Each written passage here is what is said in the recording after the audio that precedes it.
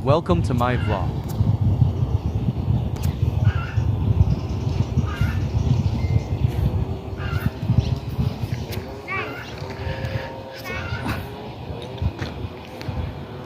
Yan sa probinsya namin yan. Ito, mga kabisaya. Ito yung lugar namin dito sa Leyte. Yan, kasama ko yung dalawa kong anak. Yung isa doon sa bahay, hindi sumama. Yan. Yan sila.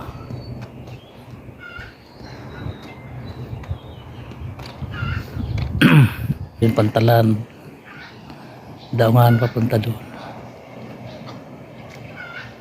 Yung tapat na yan, yan yung may puti na yan, yan ang Kalubian Leyte. Tapos ito dito yung St. Teres, yung may simbahan sa taas. Yan St. Teres. Yan siya. Yan ang simbahan sa taas, yung dinadasalan. Yan o. Ano sa amin. Yan.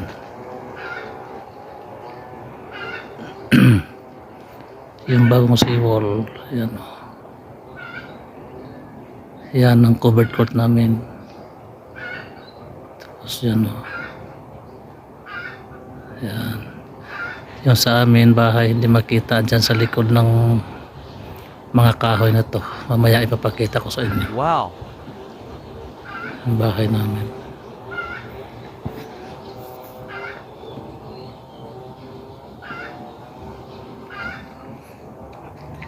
Ngayon maglalaro yung dalawa.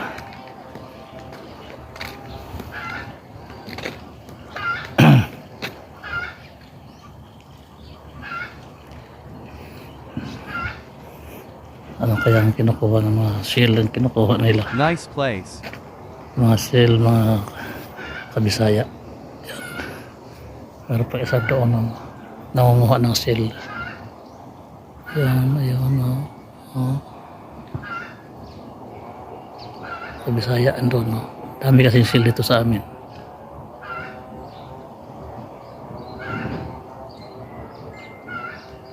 Yun.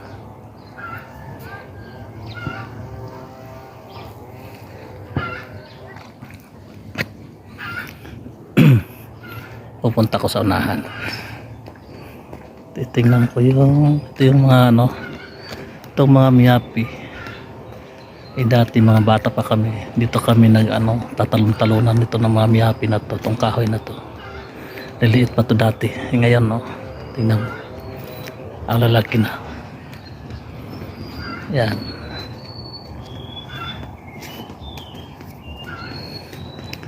Itong mga miyapi dito. Yung mura bulto dito sa amin, pang ng alon. Tagal na to. Dito kami napuputol dati ng mga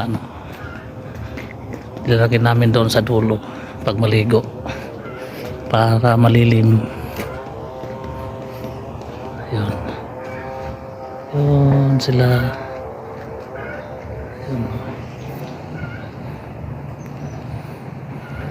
Yan yung bahay ng pinsan ko. Yan covered court. Makikita natin to yung Biliran Bridge, yung pinakamaliit ng San Juanico Bridge. Ito naman dito yung isang barangay. Yan bagong tanim mo. Bakaw. Ang Bakawan. Yan. Umaya po na tayo sa dulo para makita natin yung isang bridge. Wow, amazing. Yan, dagat. Kunti lang dagat. Baba. Kasi kagabi malaking dagat. Yan ang pang trap ng isda. Tawag sa amin dyan, basnigan.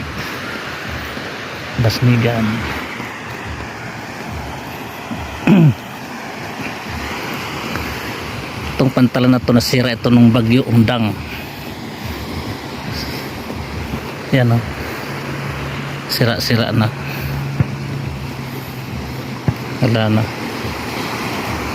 Wasak na sa bagyo. Ayoko kung makita ba dito yung bridge. Yan pala yung tower na Globe at saka Smart. Subukan natin sa unahan kung makita natin yung isang bridge. Baka mahulog ako dito. Natutulay ako. Yun. Subukan natin dito sa dulo. Puntahan natin. Kasi dati dito rin ako nung okay pa to dito. Lahat dito, scooter, bike. Dito kami lahat naliligo pag Ngayon. Oops. Tandaan lang baka tayo. Hirap ng dito ngayon. Wala na. Binaliktad ng bagyong tindi. Wasak na wasak. Ayan yung namin, Barangay Busali. Yan. Ito yung lugar dito sa Leyte. 2 taon din hindi ako nakauwi dito, kaya ito ilang taon na rin bago nakapunta ulit dito sa pantalan na to. Ito ang pantalan ni Marcos dati nung buhay pa siya. Maraming nakinabang ng mga tao dito kasi yung bundok na yan dyan papunta doon bundok na yan, pati sa likod sa kanya yun doon. Itong pantalan na to, dito dumadaong yung mga barge dadala ng mga baka galing Palawan. Ito dito galing Palawan, kinukuha nila, dinadala dito. Ito pa yung mga butas ng mga kubo-kubo ko dati. Kasi may mga kubo ako dito, pinaparintahan ko. Itong butas na to, itong linalagyan ng poste. Tapos may diving board pa ako dito. Ilang taon na. High school pa ako noon. Pero ito pa yung mga butas. Yan pinagtutusukan ng poste. 4 ang kubo ko dito dati. Ngayon wala na kasi palakas ang hangin. Tsaka dito rin kami namimingwit. Yan, sira na, wala na kasing dito na pero kung may magandang lang dito na gawin uli yung tulay dito ay itong pantalan na to, maganda uli. Yan, hindi ko lang kunti lang nakikita ng bridge, yung rainbow doon sa dulo. Yun, bridge yun. Biliran Bridge.